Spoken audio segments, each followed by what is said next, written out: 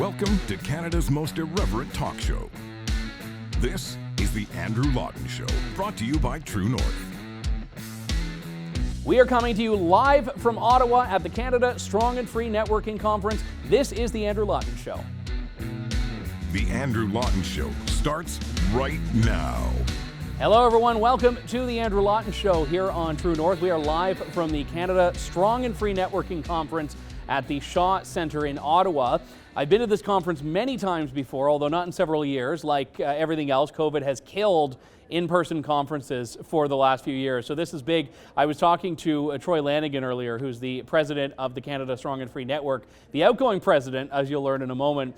And he was saying that this is the best attended conference yet. So lots of people from all over the country are here and talking about a great number of things that are connecting to the conservative movement. And I say movement to specify this isn't a capital C conservative affair in totality. Now, there is obviously a huge presence here among Conservative members of Parliament and also Conservative leadership candidates, notably the debate that was held last night, co-moderated by Candice Malcolm, my colleague at True North, and also Jamil Jivani, who's the incoming president of the Canada Strong and Free Network. And if you didn't catch the debate yet, I would encourage you to watch it because it was truly fantastic how a lot of issues that you don't normally hear about when the mainstream media is framing the narrative were front and center, and specifically the convoy, not the Freedom Convoy as this, radical white supremacist neo-Nazi hate fest or the Russian-backed insurrection, but the convoy as a reflection of Canadian frustration with the status quo in Canada, with vaccine mandates,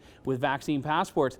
And it was interesting seeing how in this debate, the Freedom Convoy, there was a one-upsmanship about it of, no, I supported it first. No, I supported it first. Leslyn Lewis and Pierre Poilievre, notably, were going back and forth on who was the greatest of the truck whisperers, so to speak. And I think that was a tremendously important point because this was a convoy that, as many of you watching this show know, resonated with a lot of Canadians, not just conventionally conservative Canadians, and that's why it's been so important, I think, to see this really in a position where Pierre Poilievre was comparatively loose-lipped about how supportive he was, and I mean that in a good way, saying, yeah, I support the truckers, my position hasn't changed, that's what I stand for. So I know there's going to be a lot of stuff about the debate in the days ahead, and we've also done some interviews with a few of the leadership candidates that we'll share with you in the days ahead. But first, I wanted to put the spotlight on the conference itself. Almost 1,000 people from across the country gathered here today to discuss the state and future of the conservative movement. I have to talk about this at first with Troy Lanigan. Troy Lanigan, outgoing president of the Canada Strong and Free Network. Good to talk to you. Good to be here. So let's start with the elephant in the room. Are you happy to never have to put another one of these on?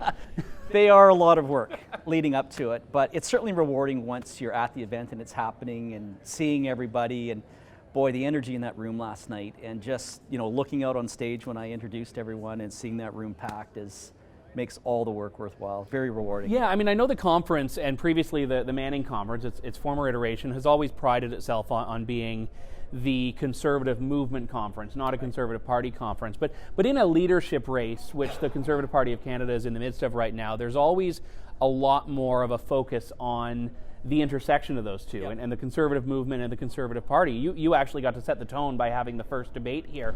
What was your thought on that? Well, look, it is big C and it's small c. It's mostly a movement-based conference, but obviously this year was a unique opportunity to do that debate, so we were happy to be able to host it. And look, it's good for the big C and small c to talk to each other, and especially for the big C to understand there's this ecosystem out there of movement organizations from right across the country, and those relationships we have, this conference helps to establish, and they're important relationships. And obviously you had, just to deal with one of the glaring things, you had one candidate missing who then the next day, Patrick Brown, sent out an email basically kind of mocking the debate and saying it wasn't a real debate. What was your sense of that? Disappointing. Yeah, And he was invited. He was invited. He was absolutely invited, and we wanted him to attend. But, this is the movement conference in the country each year. If you're running for Conservative leader and five of the six candidates are prepared to show up, you probably missed the boat somewhere.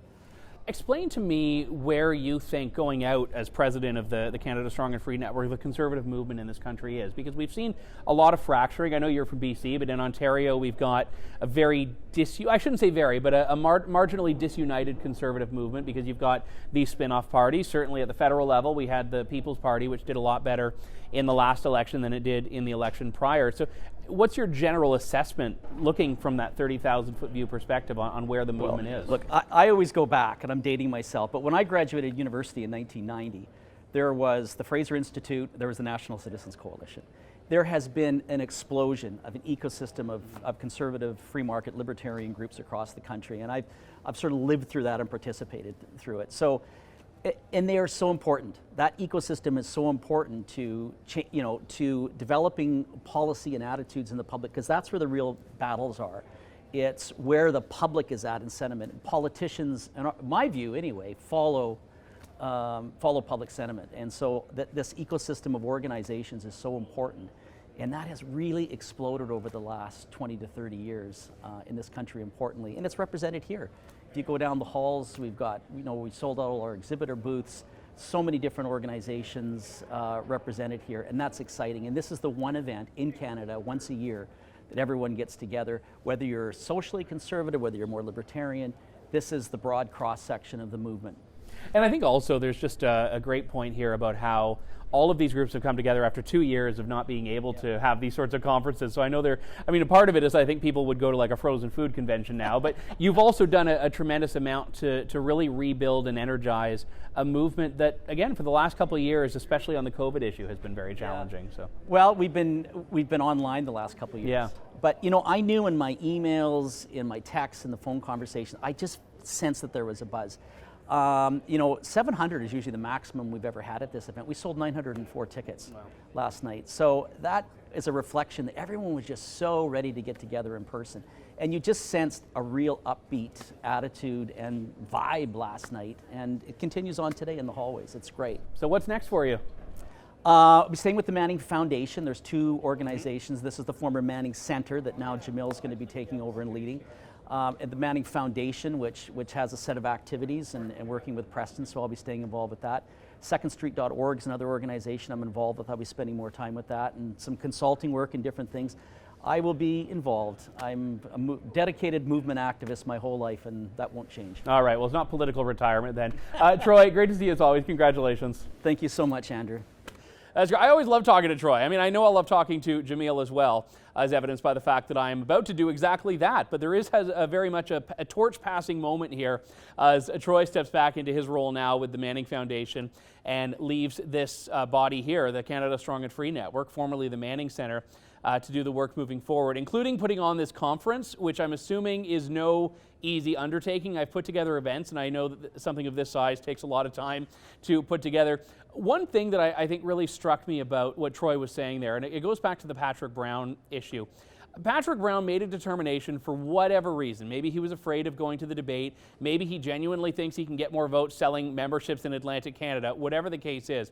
But he didn't want to be in a room with conservatives, with movement conservatives. Is it that he doesn't want to take the questions? Is it that he doesn't want to be in the audience? Is it that he doesn't like the audience? I don't know, and I'm not going to speculate, but it was very interesting to see how he responded. I'm going to read the email that I mentioned with Troy that came from Patrick Brown's team today. He says, "Did you watch last night's debate? Media are saying I won it last night. That's because I was in Atlantic Canada growing our party where we need to win the next election. The debate was a 2-hour shouting match full of interruptions, mistruths, and over-the-top attacks designed to score cheap social media sound bites. I'm sure Justin Trudeau loved every second of it, but I didn't, and I doubt you did either." Now, I've talked to a lot of people here who said they did like the debate, and what they didn't like is Patrick Brown doing his Monday morning quarterbacking for a debate that he never participated in. Now, as many of you know, I'm hosting a debate on May 30th that the Independent Press Gallery is putting together, and Patrick Brown's been invited. He's not yet confirmed. In fact, I should point out that Pierre Poilievre has not yet confirmed either. Neither has Scott Aitchison. That's going to be coming up. We want them to be there. And the message has always been that if you are not prepared to sell your ideas to an audience of conservatives in a leadership race, are you going to be willing to do that when you are in a general election? And that was the big frustration with Erin O'Toole. A lot of people heard him say all the right things in the leadership race, talking to Conservatives, but when it came time for the general election, was nowhere to be found, wasn't sitting down with independent media, wasn't talking about the flagship red meat Conservative issues that defined his leadership campaign. And a lot of people still remember that. And I think the leadership race now is happening in the shadow of that. I want to talk about this a little bit more. We'll break down the debate and also talk about the future of the Canada Strong and Free Network with Jamil Jivani. Jamil, it is good to talk to you. Thanks for coming today. Thanks, Andrew. Yeah, great to be with you. And obviously this is a big moment, the handoff from one president to the other of this organization, but also I think just the place of this conference itself right now in the Conservative leadership race. You and my colleague Candice Malcolm co-hosted that debate last night. What were your thoughts on it looking back? Well, you know, we wanted to give the candidates a chance to present their ideas and also show some contrast, and I think they did that. You know, they got into it, especially Sheree and Polyev, I think really showed a difference in at least in tone, style, but also in how I think they would approach leading the party. So I was happy with that. I think the viewers got a better sense of who each of these individuals are who are asking to be Prime Minister one day, right? And that's the hope of the debate, is that the audience gets a sense of, is this someone I trust to actually lead my country? And you know, there are times where a lot of folks might think, oh, does that matter that much who the Prime Minister is? With Justin Trudeau, I think we've seen it does matter, right? You know, the Prime Minister can make a big difference. And so I think it's an important thing to have a debate like this. Yeah, one thing, I've had this conversation with Candice previously as well. A lot of these debates are really focused in ways that are predicated on left-wing premises, or at least not conservative premises, and they aren't always asking the questions that matter to Conservatives who are voting in this leadership race. Last night's debate, I thought, was a tremendous exception to that, because you were talking about the things that certainly I, as someone in conservative media, knows are exactly what people are talking about. You know, things like the convoy, things like oil and gas. So going into that, I would hope that these politicians who have put on record very conservative positions will not forget that they've put on record conservative positions, as has happened in the past with leaders.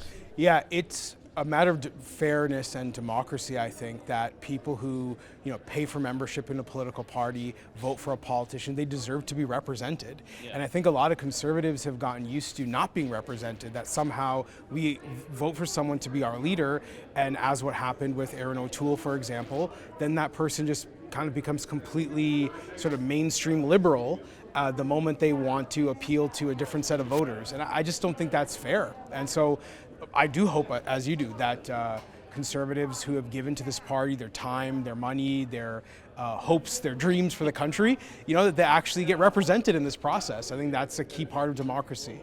Looking at the Canada Strong and Free Network, this is obviously an organization that's been through a branding change in the last few years. Before that, it was the Manning Center and then the Manning Networking Conference here.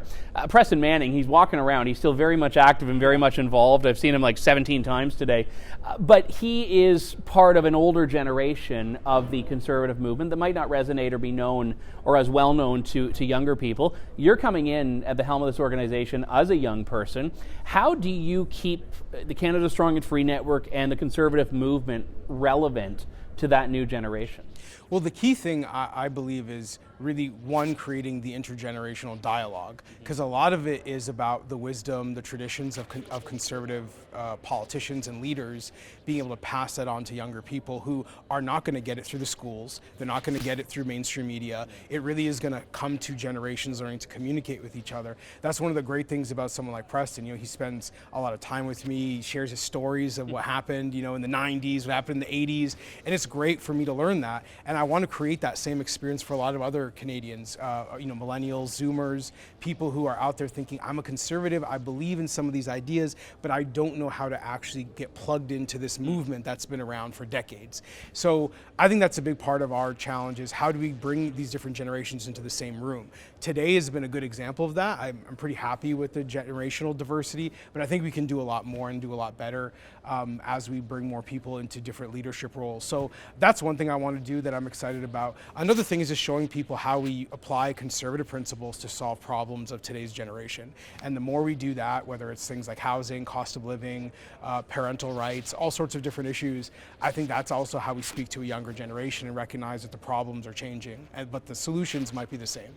Yeah, one thing that's always struck me is that there are a lot of people that are very, I mean, you see this in different cultural communities as well, and I'd say also age demographics, people who are very receptive to the conservative message, but they can't get over that, fact that conservative has been a bad word all their lives, or being conservative is not something you're allowed to be in certain lines of work, in certain age groups, in certain religious and cultural communities. So there is a branding exercise there, but at the same time, I think how you message it is different from what you believe. And I think oftentimes conservative politicians go for the easy road out of let's just change the beliefs or let's dilute the beliefs. Yeah, and I think that's just dead wrong. I mean, to be honest with you, I think one of the words that doesn't come up enough is authenticity. And the more authentic conservatives are, the more open we are with our beliefs, the better we're going to connect with people and the better our values and our message are going to resonate. And I think that's what people want more than anything else. So I would say, the more we try to hide things or dilute things, water down, become liberal light, or as I like to say, liberals with aspartame, I don't think we're going to get anywhere. I like that, liberals aspartame. All right. Well, you're no aspartame at the Canada Strong and Free Network Conference moving forward. Well, I know you've got to start planning for the next conference, which is probably a big part of your job, but congratulations and great work in the debate as well. Great. Appreciate it. Thank you. Take care. Thanks, Jamil. It's always a pleasure to talk to you. Jamil and I, as I've said to other people, are like corporate talk radio refugees. We worked for different companies, but we both had very similar issues, albeit for different reasons, and he's been very forthright about his. So I would encourage you to look up what Jamil has said about that. In the meantime, I want to talk about the movement conservatism thing here, because a lot of people in this country don't understand the difference between small c conservatism and big C conservatism. And there's quite a significant difference, because you can put a capital C on the most liberal policies imaginable, but say, well, we're a conservative party. It's conservative. You can put on, as I think Pierre Poilievre said about Jean Charest in the debate, anyone can put on a blue shirt. Small c conservatism is ideological. You can't hide from your philosophical identity of what you believe and what you're prepared to advocate for. And I should say, the conservative movement more broadly includes, I would argue, the People's Party, the Christian Heritage Party, some of the new upstart provincial parties we're seeing, especially in Ontario, which is in the midst of a provincial election campaign now.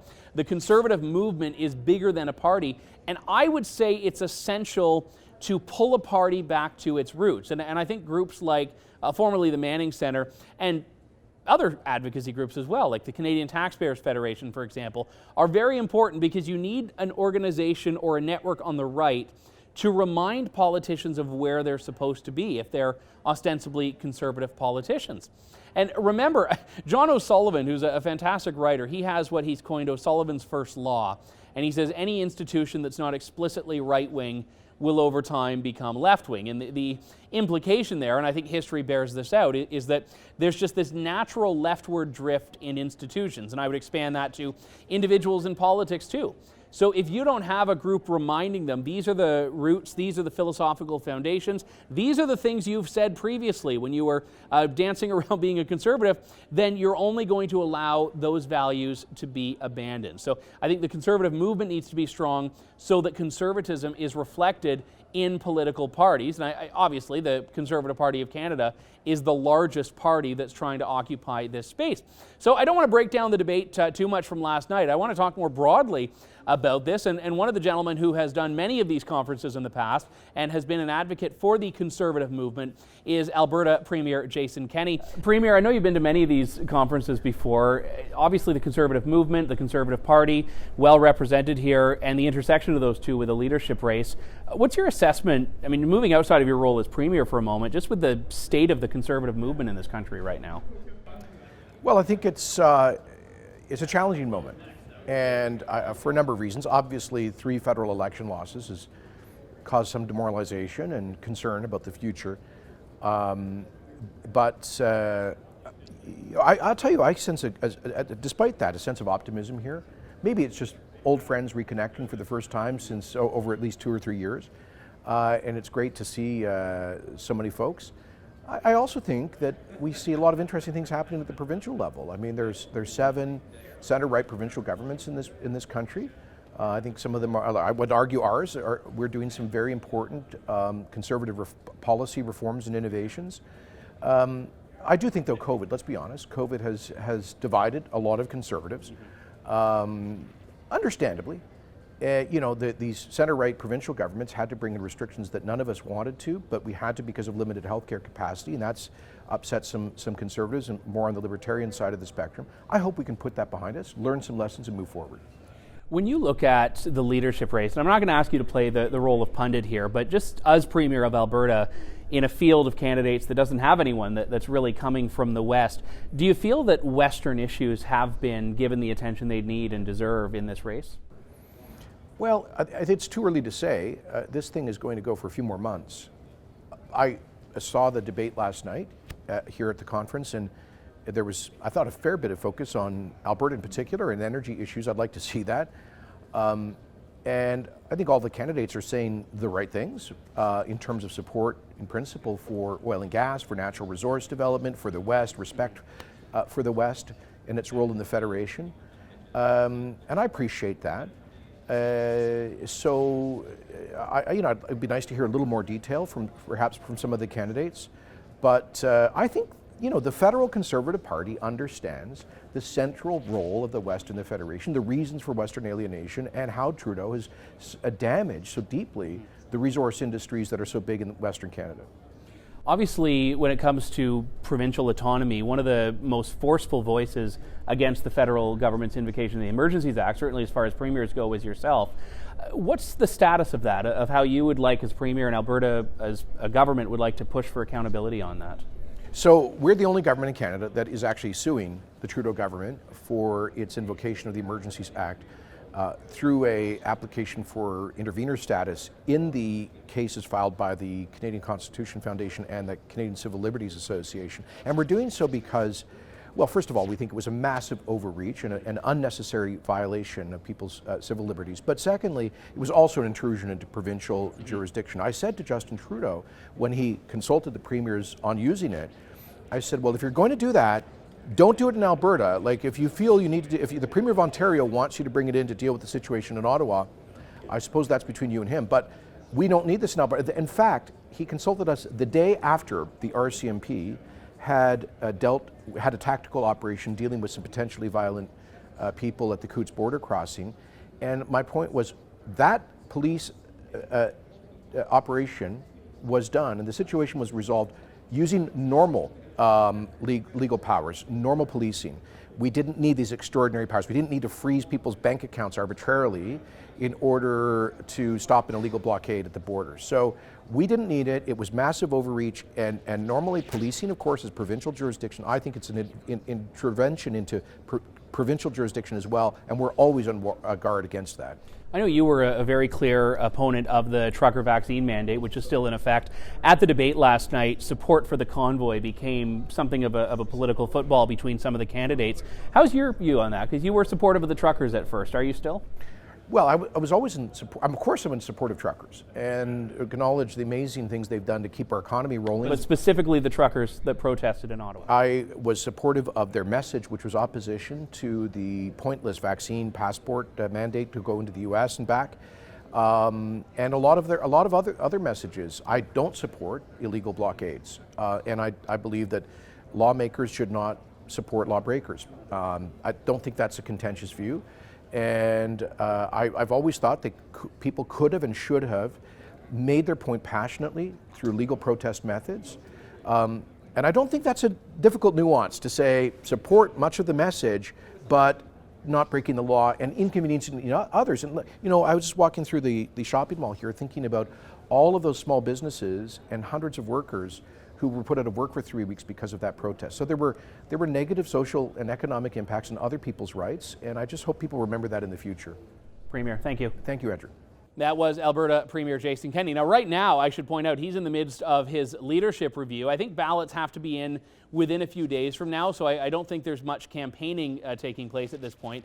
But obviously, I appreciate him taking the time to chat. I didn't even know, no one knew he was going to be here. Jason Kenney just walked into the main ballroom yesterday with former Ontario Premier Mike Harris, and everyone was like, oh, Jason Kenney here, Jason Kenney's here. He was watching the debate from the main ballroom. So glad he was able to take some time to join the Andrew Lawton Show again earlier today. That does it for us. We'll have more content from the Canada Strong and Free Networking Conference in the days ahead, including some more analysis analysis and also interviews with some of the leadership candidates. We did invite all of them. That is coming up. But I do thank you very much for tuning in, and all of you who have been coming up to me and saying hello and getting pictures with me. I don't know why, but I'm so appreciative that you're doing it. It's quite humbling, and I've met a few people that have said they're only here because they heard about it on True North. So we're so glad you've been doing that. Thank you so much. We'll talk to you soon. Thank you. God bless, and good day to you all. Thanks for listening to The Andrew Lawton Show. Support the program by donating to True North at www.tnc.news.